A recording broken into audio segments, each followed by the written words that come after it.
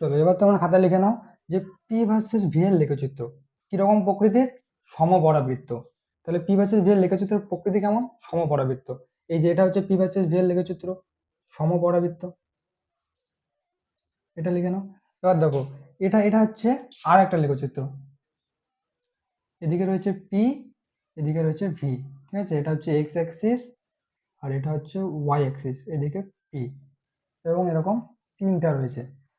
এই তিনটি হচ্ছে পি ভার্সেস ভি এর লেখচিত্র। এবার তোমরা বলো, এটা এটা আমি বললাম এটা হচ্ছে T1 ডিগ্রি সেলসিয়াস, এটা হচ্ছে T2 ডিগ্রি সেলসিয়াস, আর এটা হচ্ছে T3 degree Celsius.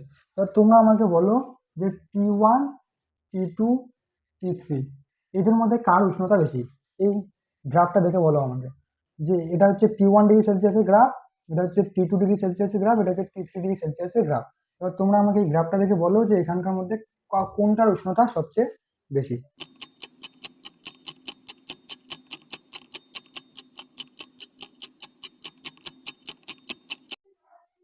Less than T2, less than T3, মানে হচ্ছে T3টা কি, T3টা সবচেয়ে বেশি,